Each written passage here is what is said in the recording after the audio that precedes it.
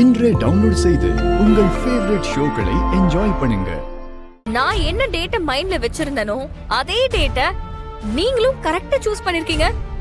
Super Bharathi. அது என்ன டேட்னு தெரிஞ்சுக்கலாமா மேடம்?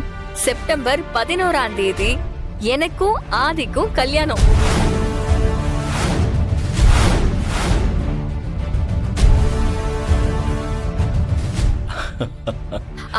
ஒரு ஸ்பின்னிங் மில் ஓபன் பண்ணலான்னு சொல்லி ஜோசியரை பார்க்கலான்னு போயிருந்தோம்.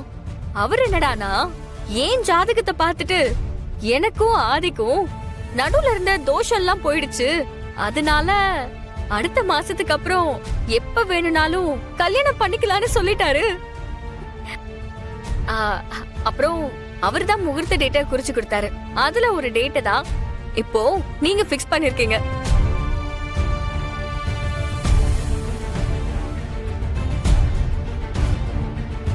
கல்யாணத்துக்கு இன்னும் 1.5 மாசம் தானே இருக்கு. நாளைக்கு காலையில இருந்து வேலையை ஆரம்பிச்சிட வேண்டியதுதான். அண்ணா, எனக்கும் ஆதிக்கும் நடக்க போற இந்த கல்யாணத்துல நீங்க எந்த ஈவென்ட் மேனேஜ்மெண்ட் வேணாலும் கூப்பிட்டுக்கோங்க. ஆனா சமையல் நம்ம பாரதி தான்.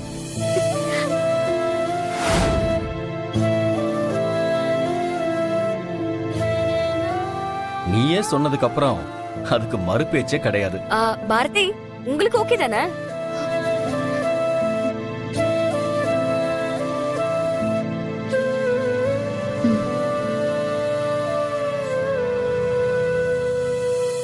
பாரதி, அப்புறம் இன்னொரு முக்கியமான விஷயம்.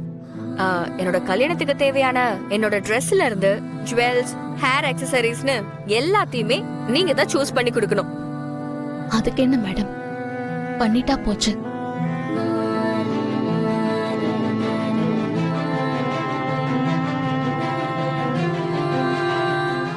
மணப்பெண் தோழியே நீங்க தான்.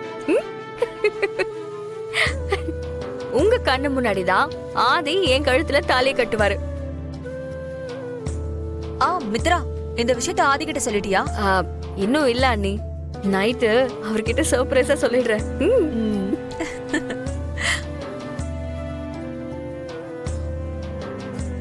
சரிங்க மேடம், எனக்கு கொஞ்சம் வேலை இருக்கு, நான் போய் முடிச்சிட்டு வந்துடுறேன்.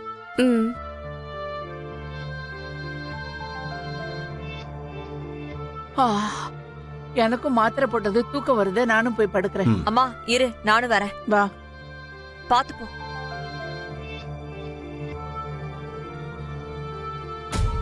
மித்ரா, இப்ப எதுக்கு உனக்கும் ஆதிக்கும் செப்டம்பர் 11th மேரேஜ்னு போய் சொன்ன?